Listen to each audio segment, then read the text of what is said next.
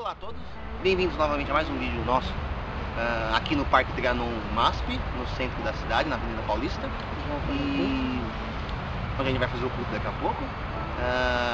Eu aqui do Projeto Spurgeon Armando Marcos, o Marcelo Lemos, reverendo da Igreja Anglicana Reformada. E hoje o nosso tema é sobre um tema que todo mundo gosta, namoro. É um tema que todo mundo gosta. A gente coloca esse tipo de coisa no Projeto Castelo Forte, aumenta a visibilidade. E a pergunta seria o seguinte: é uma questão importante que hoje em dia muitos jovens, ou não tão jovens assim, eles não querem viver de acordo com o mundo, mas esses movimentos em que só ficam com esse foco são legítimos? Esse tipo de... Vamos pegar o mais famoso, eu escolhi esperar. A gente até brincou outro dia que se a gente fosse escolher, se todo mundo fosse escolher esperar, daqui a pouco não tem mais ninguém, né? Tem que chamar os muçulmanos. Tem que chamar os... Como seria esse tipo de movimento? Tem base bíblica cristã ou é só simplesmente uma moralidade fundamentalista? Vamos falar do Escolhi Esperar, que eu acompanho mais, que as pessoas me perguntam mais sobre ele. A ideia básica do Escolhi Esperar é boa e válida, porque pelo que eu vejo do pessoal do Escolhi Esperar, tem uma preocupação legítima ali. Que preocupação legítima é essa? A gente vê no mundo secular, fora da igreja, que metade ou mais da metade dos adolescentes eles têm uma vida sexual ativa, né? Que a Bíblia vai classificar isso como fornicação. E dentro da igreja, a porcentagem de jovens que mantém uma vida sexual ativa dentro da igreja, jovens solteiros, tanto quanto. Não chega a ser a mesma coisa, mas proporcionalmente pode dizer que sim. E é pior ainda, porque lá no mundo as pessoas pelo menos já têm uma moral relativa mesmo. Mas dentro da igreja, em tese, não teria. A gente não deveria ter uma moral relativa. Então, nesse ponto, focar esse ponto, eu acho legal, eu acho interessante esse aspecto. Então, não é simplesmente pegar o Escolhi Esperar, namoro com propósito e jogar fora. Mas existem problemas que eu vejo, e eu até coloquei no Face outro dia, que, na verdade, o que eu vejo em muito artigo que eu leio sobre Escolhi Esperar, é uma espécie de gnose dentro do cristianismo. Porque então explica o que é. O gnosticismo, ele pregava o quê? O gnosticismo, ele viu o corpo, a matéria, como algo ruim, ou pelo menos não tão boa. Em si. O que seria bom mesmo é o espírito, é cultivar o espírito. É mais ou menos a ideia que hoje em dia tá cheio de gente que tem. Exatamente. Então, tipo assim, e esquecem a doutrina básica da ressurreição do corpo. Da ressurreição do corpo. Então, aquela coisa, eu tenho que cultivar o meu espírito, eu tenho que elevar o meu espírito e maltratar o meu corpo. Quanto mais o meu corpo for maltratado, mais eu elevo o meu espírito. E não é diferente, por exemplo, do legalismo religioso, que a gente vê muito no pentecostal. Não em todos os pentecostais, fique claro isso. Eu já fui pentecostal e eu não pensava assim, né? Mas é muito forte no pentecostalismo. Não, você não pode passar um batom, você não pode passar uma maquiagem, você não pode fazer aquilo, porque você tem que cuidar da sua alma e não do seu corpo. Mas isso não seria tudo mortificar a carne, de certa forma? Mas o mortificar a carne não é mortificar o corpo em si, né? Não é fazer o seu corpo passar fome, não é fazer o seu corpo perder noite de sono para você orar. Isso não é mortificar a carne, isso é mortificar o seu corpo em si. A carne, biblicamente, quando a Bíblia fala mortificar a sua carne, é mortificar a sua natureza pecaminosa. É lógico que, se você usa a sua beleza física para outros propósitos, e não só simplesmente você se sentir bem, aí você está elevando a sua carne, a sua carnalidade, a sua natureza pecaminosa. Mas, por exemplo, se mortificar o corpo é maltratar o meu corpo, então vamos fazer como certo catolicismo mais popular faz. Vamos nos pregar na cruz na época da Páscoa, porque a ideia deles é essa, mortificar a carne. Mas assim, a gente não está confundindo, então, porque você tem essa ideia, esses movimentos eu não consigo perceber neles essa gnose, então. Porque assim, a gente não está defendendo também que então a gente possa fazer o que quiser com o nosso corpo. Não estamos defendendo que possa fazer o que quiser. Mas existem propósitos bíblicos para o corpo, que é legítimo e que é o meio que Deus estabeleceu para nos abençoar espiritualmente. Um deles é o matrimônio. É o matrimônio, é o sexo dentro do matrimônio. Então, usar a palavra claramente, o sexo dentro do matrimônio é um meio espiritual que Deus arrumou. Aham. Por exemplo, outro dia eu li um artigo falando sobre esperar, que dizia o seguinte: talvez você entenda por que eu associo, não estou dizendo que é a gnose, mas é um traço de gnose dentro do cristianismo. Ele fala assim: você moça, você rapaz, você está se sentindo carente. Aí ele fala assim: ninguém pode suprir a sua carência, só Cristo. É mentira. Por quê? A minha carência, ela deve ser suprida Pelo meio de matrimônio. Foi o meio que Cristo estabeleceu para suprir a minha carência. Cristo não vai suprir a sua carência. Nesse sentido. Nesse sentido, ele não vai. No sentido básico, sim. No sentido básico, você se sentir bem consigo Não, mesmo, no sim. sentido básico de que Mas é você- Cristo que vai te dar essa satisfação. Exatamente. Mas sim, mas Entende? exato, perfeito. Mas através do meio. É quase a mesma relação de graça e sacramento. Se eu tenho fome, se o meu corpo tem fome, Que não- Cristo que, aliás, não vamos considerar vai o seguinte, suprir né? a minha fome. Eu É- tenho que comer. Mas vamos considerar o seguinte, né? Eu agora mencionei isso do sacramento e muitas a Igreja Católica considera o matrimônio O como meio de sacramento. salvação. É o meio de salvação. Ela não é reformada ainda. Sim. Já Então é, chega não é nesse reformada. ponto. Mas, por exemplo, se você tem essa carência, as únicas pessoas que podem não se casar são aquelas que têm o dom Do celibato. do celibato. Aham. Essas pessoas não precisam se casar. Mas Paulo deixa bem claro: se você se abrasa, se você sente desejo, você tem que se casar. Então, mas esse movimento por esperar, ele não teria então ainda, de certa forma, aquela ideia do príncipe encantado? Aí é que tá outro problema. A pessoa fala assim: não, eu vou esperar a minha Rebeca, eu vou esperar o meu Isaac. E fica esperando a pessoa perfeita. Paulo, por exemplo, quando ele fala sobre casamento, ele abre uma exceção. Ele fala assim: eu digo isso não por mandamento, mas por conselho. Por causa do momento, das perseguições que iam sofrer, seria bom que os jovens não se casassem. Ficar assim como eu. Então, ele por fala. exemplo, exato. Então eu acho assim, por exemplo, hoje às vezes o jovem fala assim: eu ainda não tenho a minha casa, eu vou esperar um tempinho para mim ter a minha casa. A gente poderia ter que poderia abrir uma exceção para essa pessoa. Seria legítimo, mas não com o mandamento. Mas como Então- uma situação temporária permitida pelo Senhor. Mas eu vejo pessoas pregando, não escolhi esperar, em outros lugares já vi pastor reformado pregando isso. Porque se o rapaz ele ainda não tem uma casa, se o rapaz ainda mora de aluguel, se o rapaz ainda não tem o dinheiro da gasolina, não pode casar. Biblicamente, isso não tem fundamento.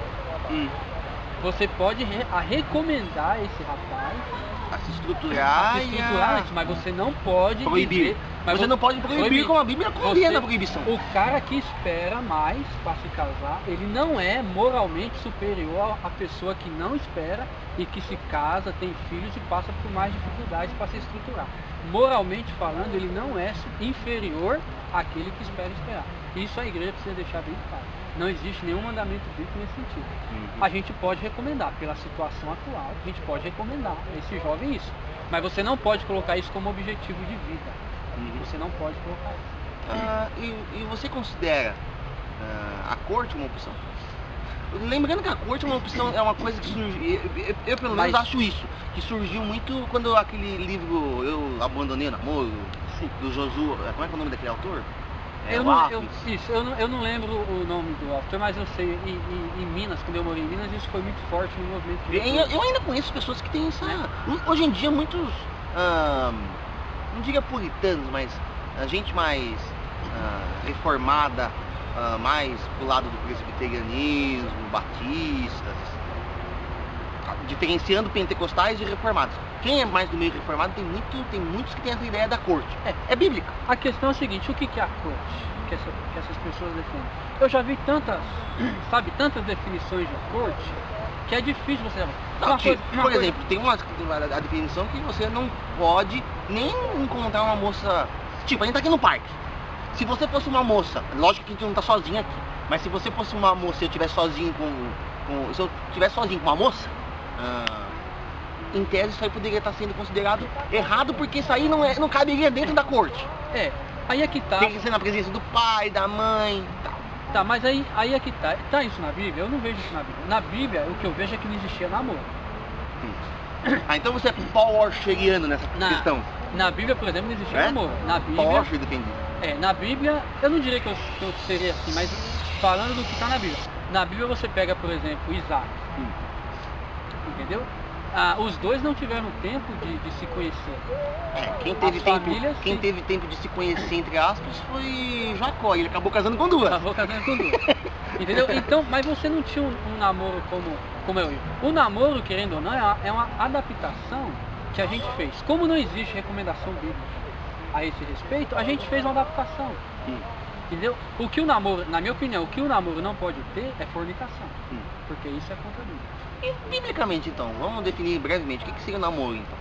O namoro seria o que a gente entende por namoro, que é um prazo, um tempo de você conhecer outra pessoa. E você pode chamar isso de corte, porque não existe uma definição de corte única. Eu posso mas chamar tipo, então você só pode namorar alguém que você pretende casar.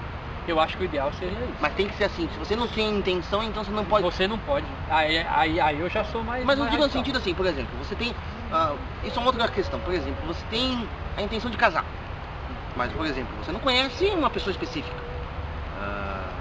Você conhece várias pessoas. E você fica na dúvida, por exemplo. Você namoraria com cada uma, por exemplo? Não, aí é que tá. Aí é que tá. Porque eu não tô dizendo assim, você tem que escolher a pessoa certa. Ou que você tem que casar com aquela pessoa. Exatamente. Eu digo assim, você tem a intenção de casar e você vai só entrar no namoro se você quiser casar. Exatamente.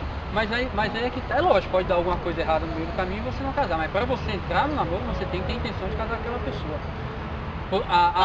Porque o mundo tem essa ideia de que assim, namoro, nem tem mais ideia de namoro, mas assim, você pode ter e acabar, ter e acabar, ter e acabar, ter e acabar. Mas vamos pegar a situação hipotética que você falou. Você tá na igreja lá e você tem 4 moças. Que você se agrada das 4. Você tem que fazer o papel de escolher uma e conhecer essa pessoa para se casar com essa pessoa. E se der errado? Se der errado, se der errado, deu errado, mas você entrou no propósito de se casar com aquela pessoa. Não estou dizendo que se der errado você tem que insistir e ir fundo, mas você tem que escolher uma pessoa para casar com essa pessoa e investir para casar com essa pessoa. Não tem outro propósito nas escrituras.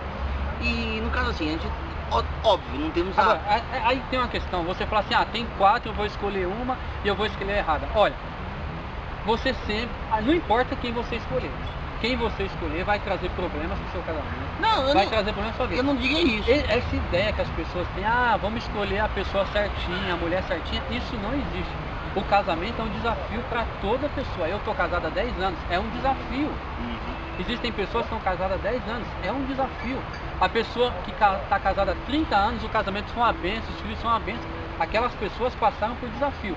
O casamento é onde nós vamos exercitar o nosso cristianismo. Vamos exercitar o perdão, a doação, vamos exercitar o domínio próprio, vamos exercitar o amar a outra pessoa incondicionalmente. O casamento, ele vai exigir isso de você. Não fique esperando a pessoa certa, o par perfeito, isso não existe. Não importa quem venha, vai vir com problema. Por exemplo, a gente que é casado, existe uma síndrome chamada... A gente não, você. Isso, sim.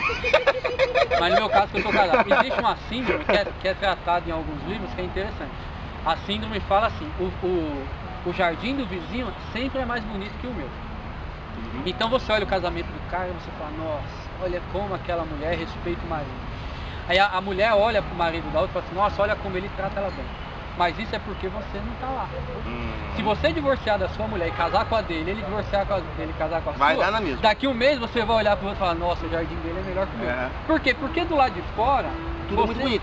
É que nem o camarada que olha a atriz numa foto e o marido da atriz vendo ela sem o Photoshop. É a mesma ideia, é a mesma coisa. O casamento sempre vai ser um desafio.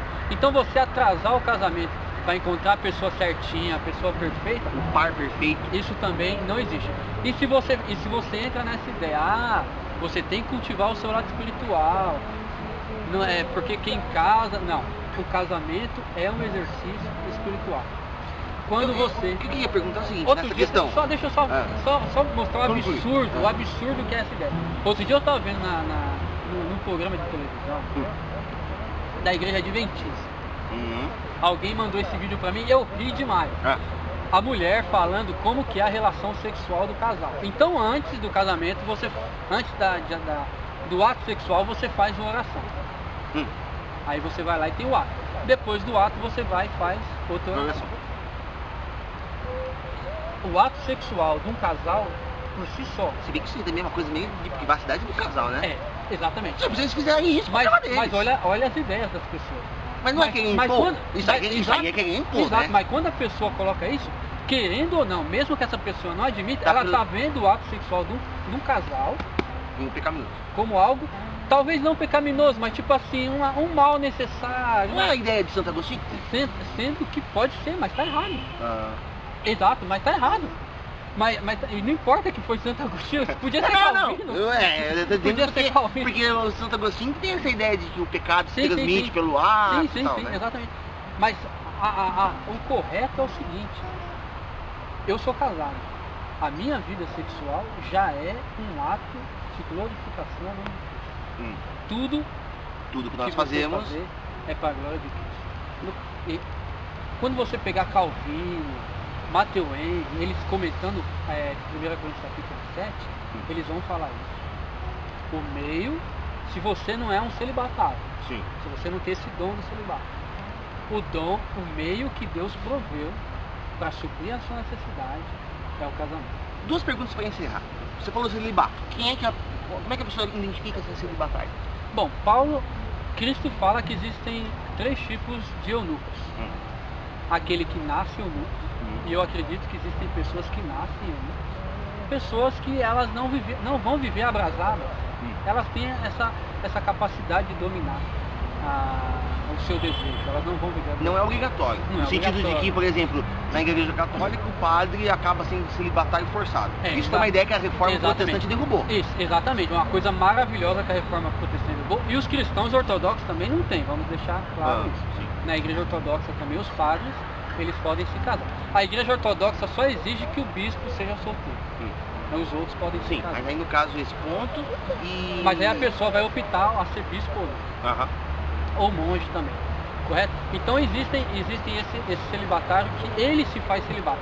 Por exemplo, uma coisa interessante, como anglicano, vamos falar da questão homossexual.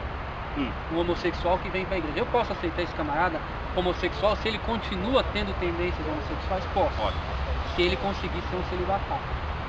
É a posição da igreja católica, essa. Sim, é a romana. Isso. Ele pode ser aceito normalmente dentro da igreja, ser um membro da igreja, se ele tem esse dom celibatário. Existem aqueles que Cristo fala que eles foram feitos eunucos pelos homens.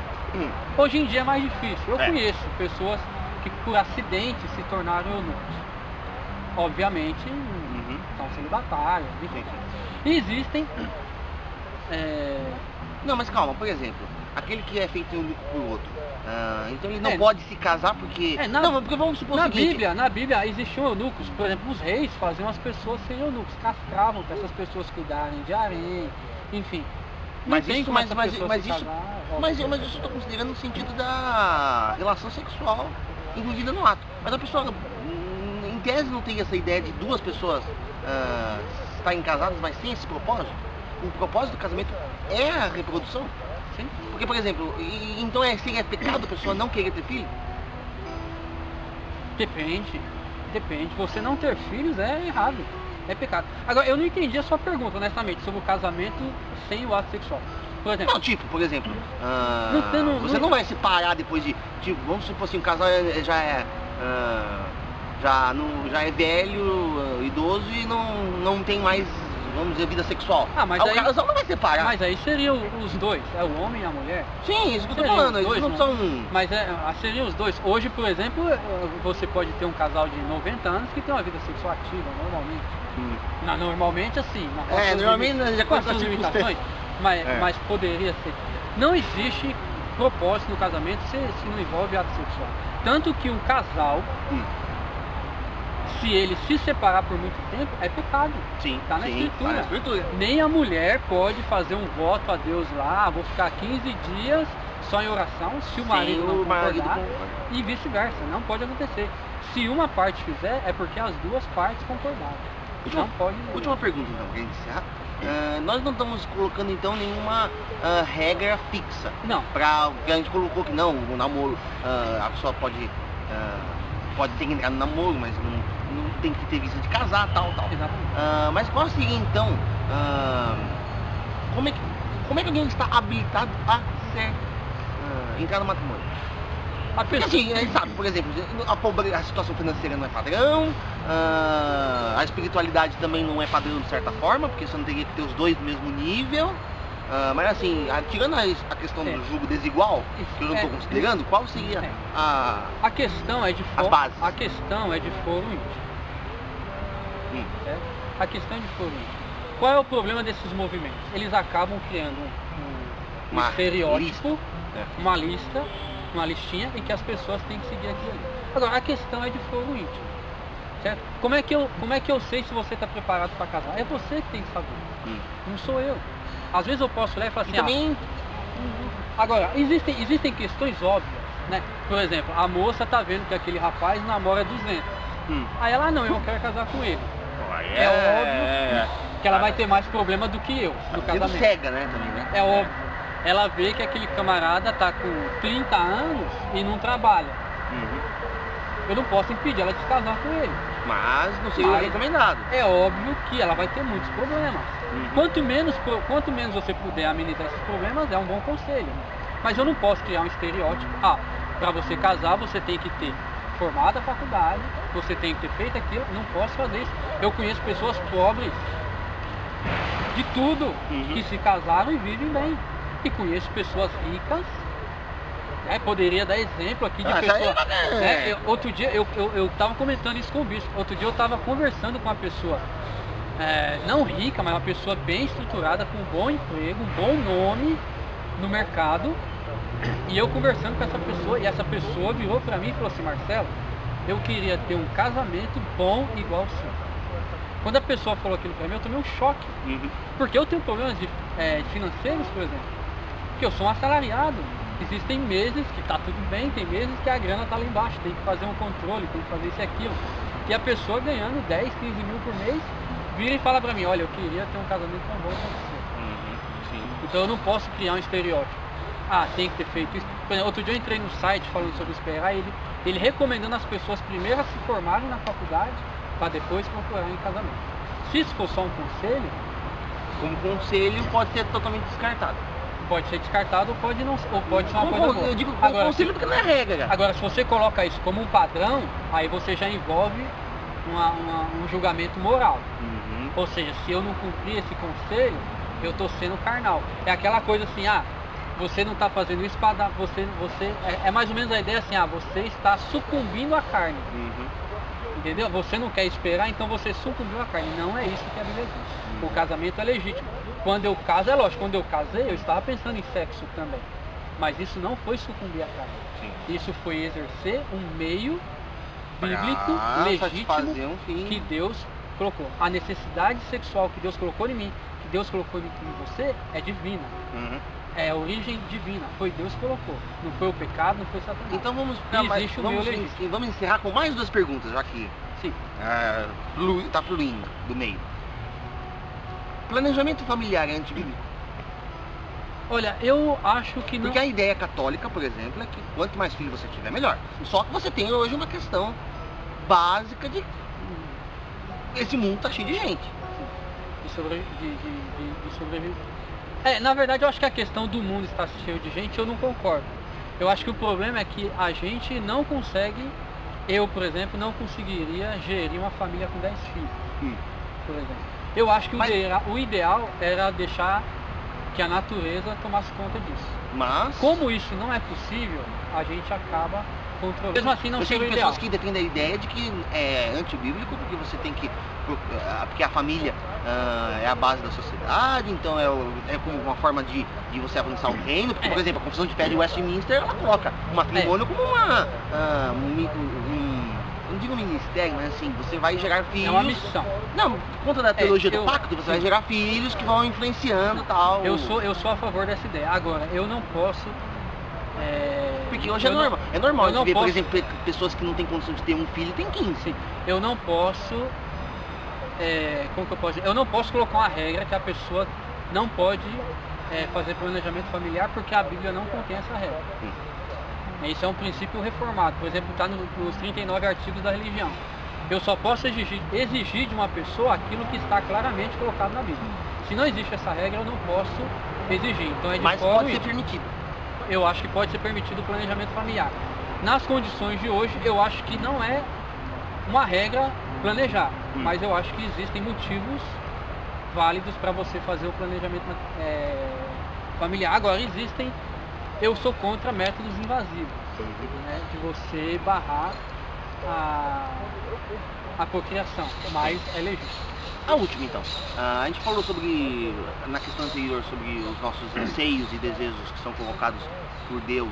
A fome, a gente pensa em sexo, eu ia dizer porque existe esse tabu, mas por é exemplo, a fome, a sede. o homossexualismo eu não estou querendo entrar em discussão de homossexualismo ou homossexualidade, Certo? É uma perversão disso. Não só o homossexualismo. Não, eu digo nesse anseio específico. Sim, é uma perversão, Tipo, mas a pessoa tem essa necessidade e ela, pelo pecado, ela... Sim. Não só o homossexualismo, que a gente foca muito no homossexualismo, mas, por exemplo, eu tenho um amigo, que ele é casado, ele já foi evangélico, ele está desviado. Ele não consegue ficar só com a esposa dele. Ele é um adúltero contumaz. Sim, mas isso é um pecado. Isso também é uma perversão desse desejo legítimo. Então não é só o homossexualismo, o adultério, a prostituição, o que mais? E quando eu digo perversão, não, eu estou dizendo perversão não no sentido de... no sentido de pecado, mas não, porque alguém pode estar vendo que está pensando, eu estou chamando alguém de pervertido, não é nisso. Não, Eu estou dizendo num desvio. É porque desvia do original, então é uma perversão nesse sentido. Agora, por exemplo, existem outras questões. Voltando ao homossexualismo, existem outras questões. Será que a pessoa nasceu homossexual? Será que a pessoa, depois de um tempo, desenvolveu essa homossexualidade?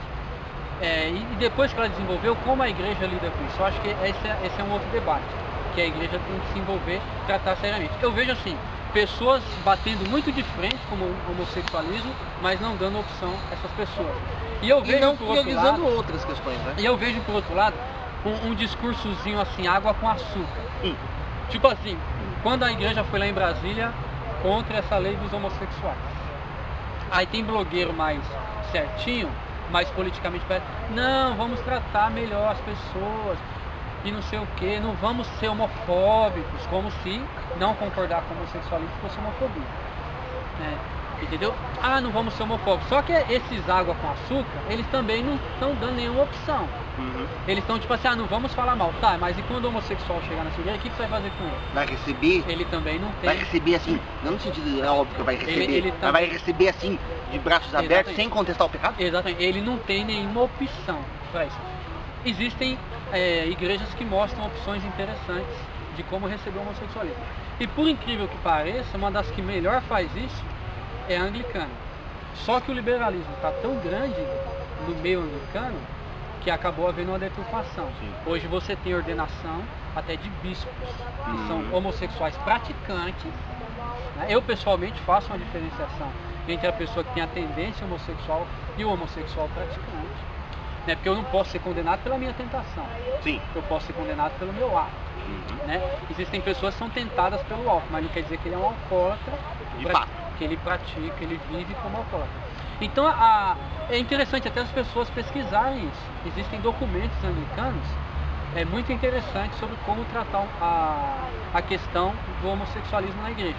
Mas infelizmente o liberalismo está tão grande, por exemplo aqui no Brasil na EAB, a gente sabe perfeitamente que eles casam homossexuais lá, tem ministros homossexuais, isso porque o liberalismo invadiu geral mesmo. E relativizou tudo. E a gente teve uma notícia triste agora, até a presbiteriana dos Estados Unidos também. Sim, que também. tá tendo uma divisão lá. Aliás, isso é uma outra questão que a gente pode tratar em outro vídeo. Sim. Como que essas questões que acontecem em outros lugares acabam influenciando. Porque eu já ouvi muita gente falar, não, porque o presbiteriano faz isso, porque eu fizeram isso por causa dessa questão. O anglicano também, ele apoia isso. É uma coisa triste e ao mesmo tempo irônico, Porque como começou muito forte no anglicanismo, as pessoas começaram a associar anglicanismo com teologia inclusiva, nessa teologia homossexual.